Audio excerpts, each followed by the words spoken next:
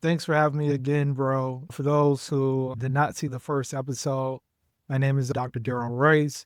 I'm an associate professor of management as well as the Richard T. Farmer Associate Professor at Miami University. I've been at Miami University entering my 11th year, but I've been in academia since 2010.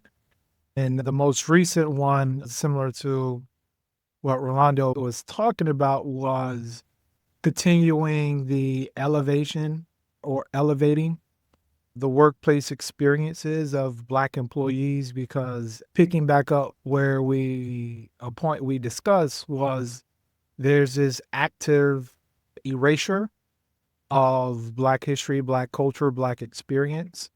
We look at our scholarship as a form of resistance and giving voice to Black employees who are typically not being heard, especially at the moment. So, some of the practical implications from an organizational leadership standpoint is be mindful of who you are putting in management and leadership positions. Generally, people don't quit organizations, they quit bad bosses.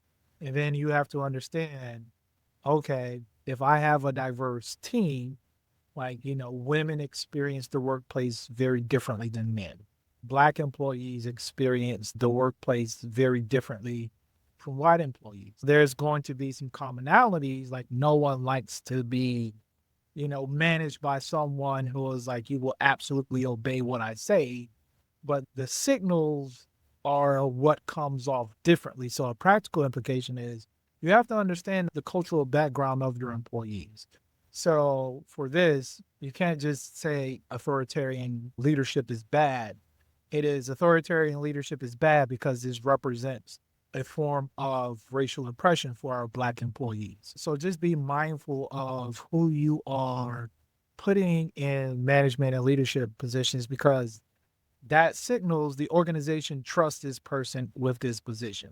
And if you trust this person, that can be an indictment on your decision making as an organization. So that's one.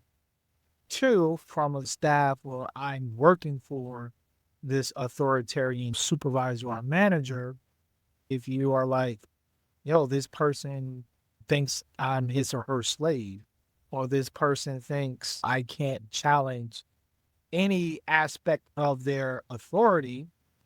So if you're having those thoughts, those are very common thoughts. So you are not alone if you feel like I can't thrive. Our studies show this. If you feel like you want to quit and find in a new organization, yeah, trust your instinct, because no one generally likes working with or under an authoritarian manager or supervisor. So, the quick takeaways: be mindful of who you are promoting, especially if they are leading a diverse team. And when you are experiencing various forms of mistreatment in the workplace, you don't necessarily have to sugarcoat your experiences and what you are feeling. If you're feeling like this shows that I'm not valued here, that is accurate from a data perspective. If you feel as if you cannot thrive under these conditions, again, that is accurate from an evidence-based management perspective.